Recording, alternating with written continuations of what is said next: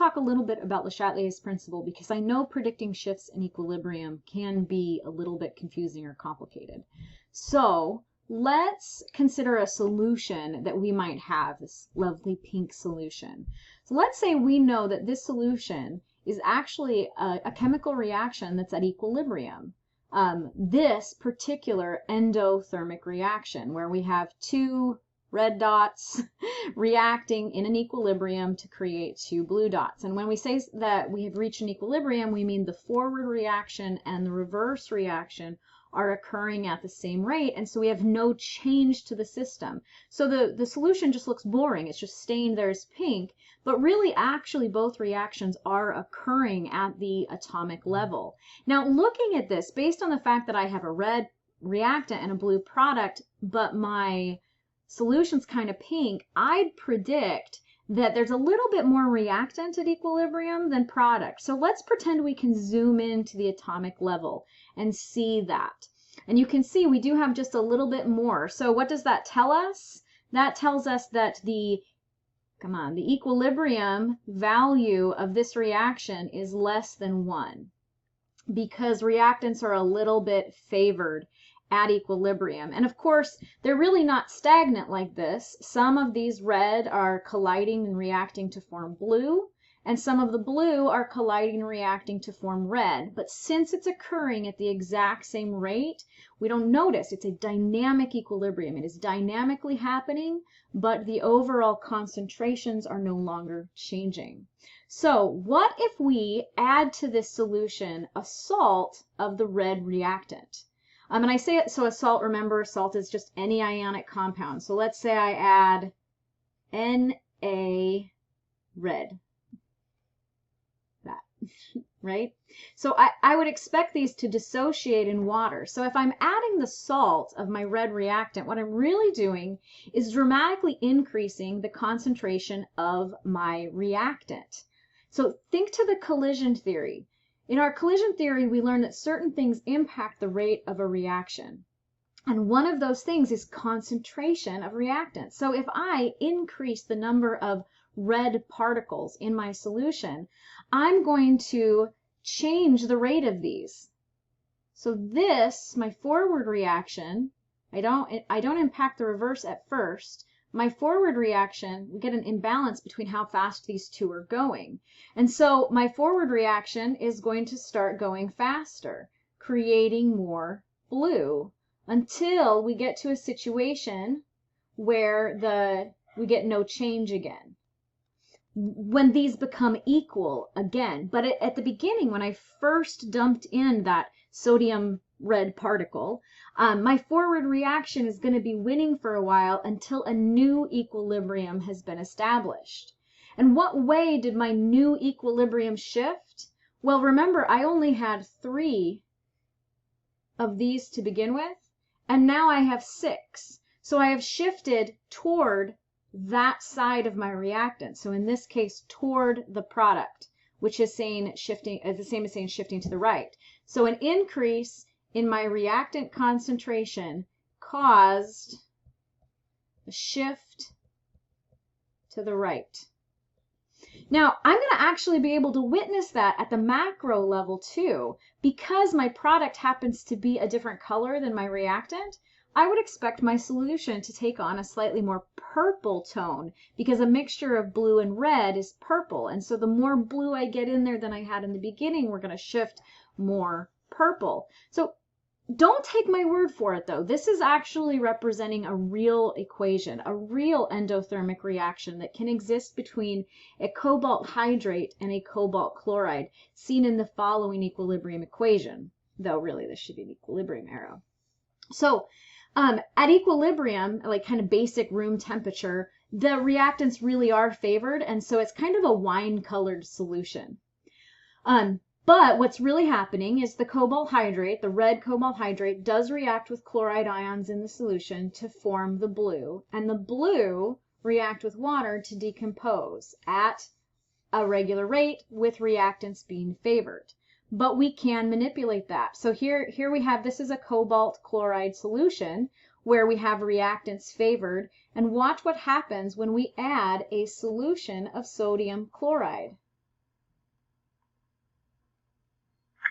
So you can see there a shift to kind of a more purplish color. And that's because we're increasing the concentration of one of our reactants. So by adding in that sodium chloride, we make more opportunities for collisions that favor this side. So we get an imbalance in the reaction rate. And according to Le Chatelier's principle, we're going to shift in the way to use up that excess chloride and end up in shifting this way. We make more of this. We go this way more than we were before. We make more blue and use up, that's the Le Chatelier's principle, use up that excess. Well, what if we now heated it? What if we took the solution and we placed it into a warm water bath, or we put it on a hot plate? Well, remember I said it was an endothermic reaction. So endothermic means heat is absorbed. So we could consider heat as a reactant. So heat plus 2 moles per red dot yields our blue in an equilibrium. So heat, in terms of thinking it as a reactant, I'm again increasing the concentration of a reactant. So reactant favors product formation. So I would expect, as I have an imbalance in my two reaction rates, I would expect, until I reach a new equilibrium where there's no change in the system, to shift even further toward the reactant side.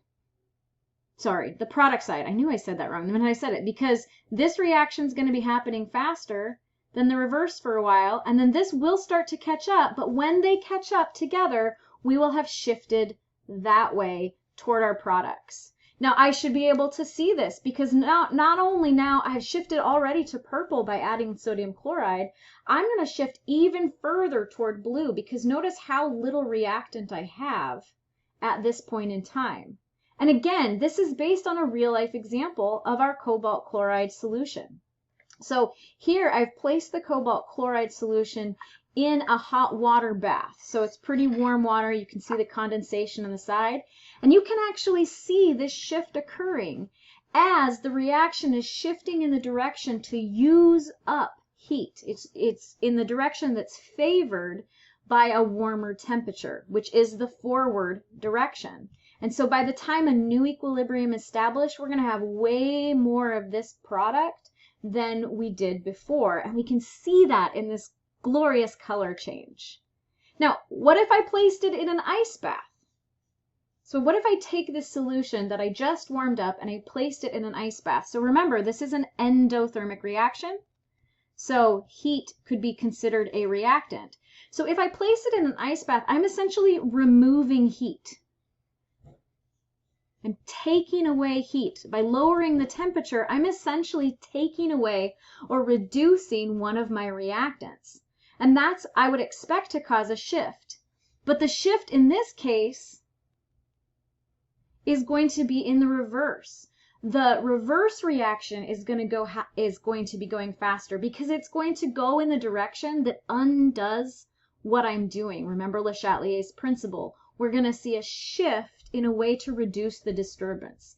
If I am cooling it, it's going to shift in the direction that generates heat. So what I would expect is my reverse reaction is going to start happening faster than my forward until I hit a new equilibrium when there's no overall change to the system, which I'm going to see visually for some reactions. You can't always see it, but I'm going to see it visually based on the fact that more reactant has been produced than I had at the equilibrium before. So my reaction will have, my equilibrium composition will have shifted toward the reactant side. And again, this is a real life experiment we could look at. We have our equilibrium that was favoring blue, and by reducing the temperature, because heat is a reactant, by reducing the temperature, we shift the equilibrium in the direction to generate more heat because our reverse reaction is going to go faster than our forward reaction until that new equilibrium has been reached. And when the new equilibrium has reached, we will have a greater composition of the red reactant than we had prior to the disturbance. Le Chatelier's principle has a lot of biological and industrial examples because a lot of our reactions can be set up at equilibrium, and so we can shift that by things like temperature, changing, adding reactant or product, or removing reactant and product. And when we have gaseous species, we can also do it through pressure by shifting the equilibrium to the side with more moles or fewer moles as needed.